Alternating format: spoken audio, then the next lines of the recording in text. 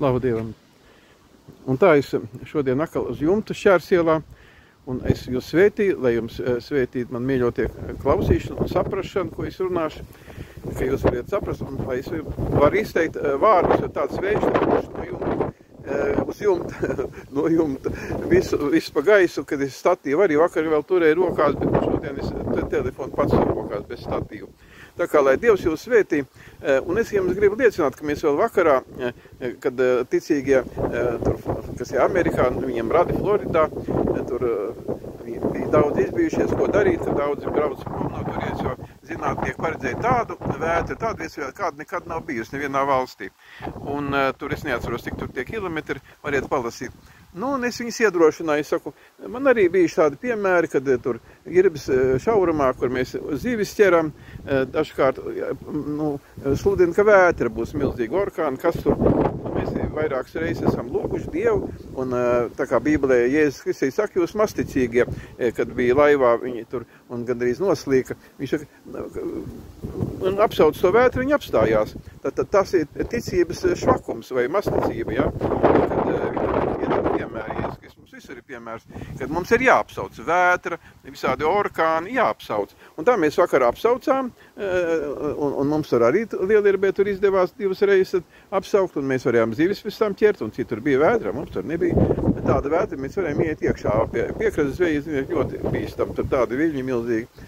Un tā mēs vakarā vēl, es viņam arī pastāstīju, kā to dara, kā es to darīju, un apsaucām to Miltonu. Un šodien, paldies Dievam, redzam, ka tur absolūti nebija tāda postījuma, tur nedaudz kaut kas tur bija, bet tas ir sīkums salīdzināt ar to, kam tur it kā vajadzēja notikties. Tā kā, edziet, vajag mācīties no neticības tikt vaļā visās jomās, jo Bībelē teica, ka pateiksiet ar saviem vārdiem kalnam šim, un viņš iekritīs tur jūrā, ja? Tā kā mums ir jāpasaka obligāti, un ar ticība ir svētā gara dāvana, un kad mēs saņemam svēto garu, mums arī rodās ticība. Un es jums gribu arī nolasīt, jo es Bībeli te nevaru turēt rokās, man jālas no galvas, tāpēc, ka milzīgs vējš ir, es knapi telefonu te tur, ka neizpūš ārā, un tad tur no Jāņa evaņģēlija 10. nodaļas, 27. šķiet pants, kur ir teicis, ka manas ausis klausa manu balsi.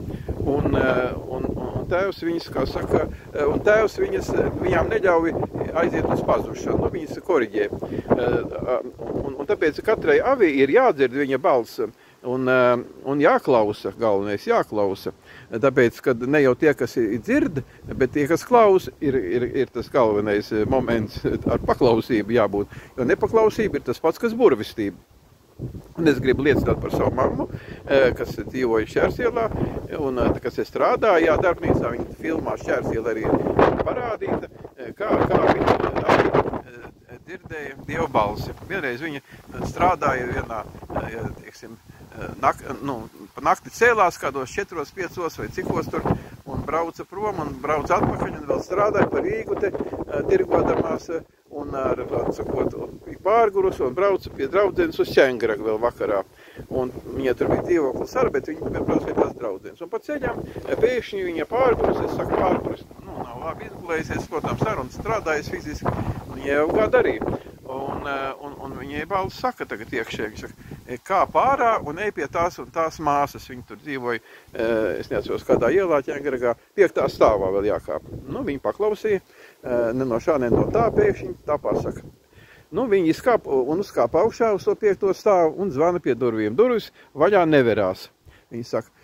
Viņa zvana vienreiz, otrais vai cik tur, un neverās vaļā. Viņa jāiet prom, tad kaut kāda kļūme vai kas, kā saka, laikā vai kā. Viņa tā neteica, bet, sakot, jāiet prom tad. Tagad viņa dzird atkal balss, saka, nē, tu zvani vēl. Un viņa tagad zvana vēl, un beigās viņa dzird. Kto tam? Es tā nemāku varbūt pateikt, bet tā viņa teica.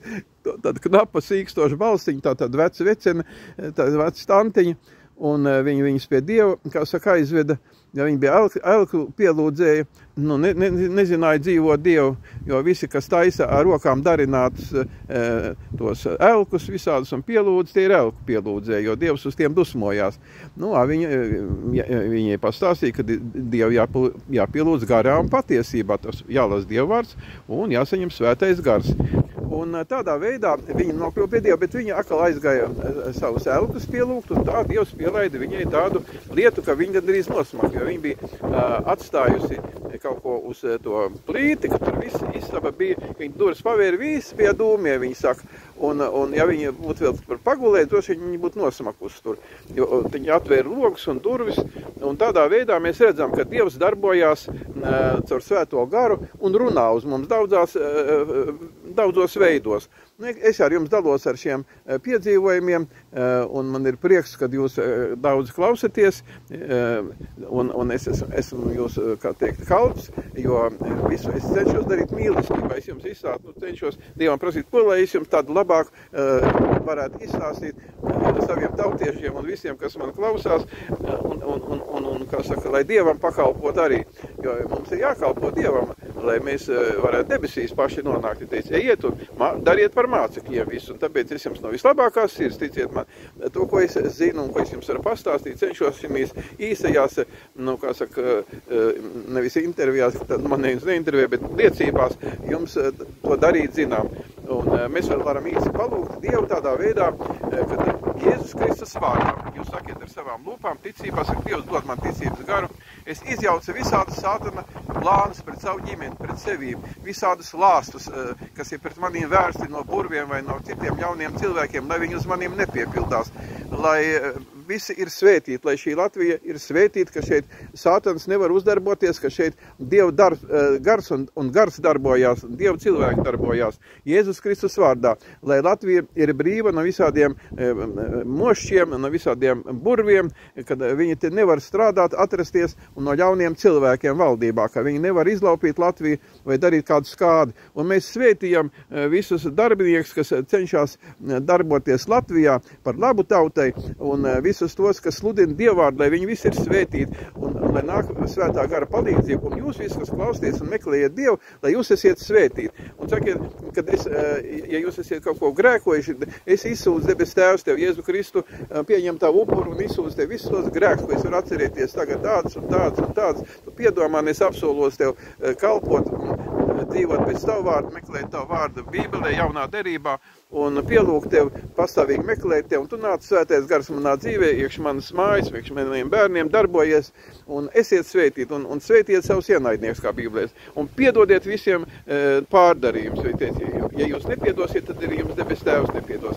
Esiet svētīti, es ceru, ka jūs mani dzirdējāt, neskatoties uz visu to vēju, un visiem laika apstākļiem. Slava Dievam, amen!